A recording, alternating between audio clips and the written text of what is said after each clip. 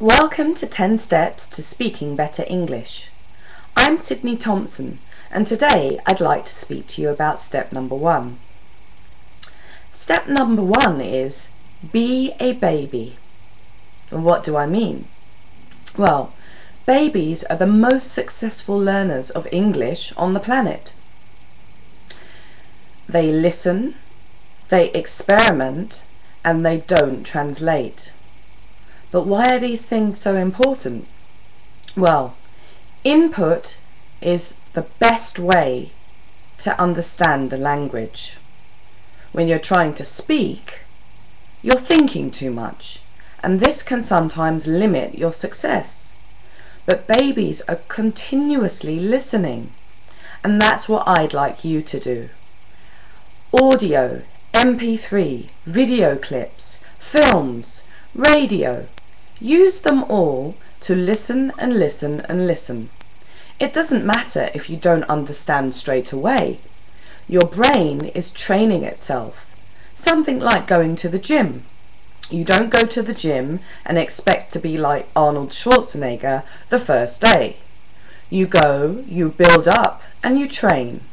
And that's what listening helps you to do when you're learning to speak English. So, important, listen.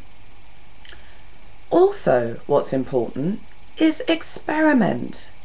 Now, what do I mean by experiment?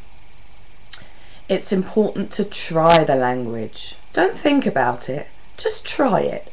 If it works, great. It means you've been successful. And if it doesn't work, it means you have more to learn.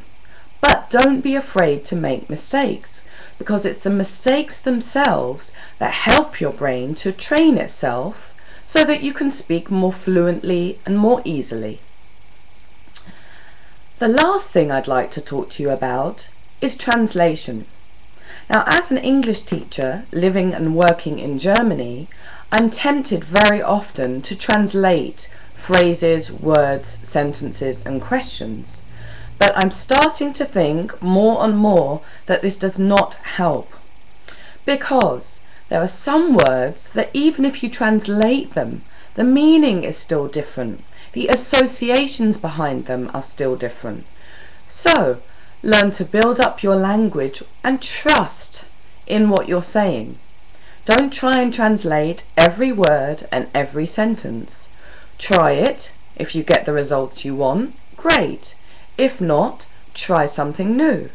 This is how we build up the language in a way that stays with you. So many of my students very often say, but what is I am doing in German? Well, it can have a few different meanings in German, but what's really important is that the present progressive tense does not exist in German. So, if you get stuck on trying to translate it, it can be a bit difficult. Whereas if you demonstrate it, if you use it through mimes and gestures, for example, this coffee is good. I'm drinking coffee. This gives you a better meaning. So, in other words, do not translate. In the next session, I'm going to talk to you about something else that's very, very important when learning to speak English. Mistakes are great. I hope you've enjoyed today, and please tune in for the next session. Have a good day now.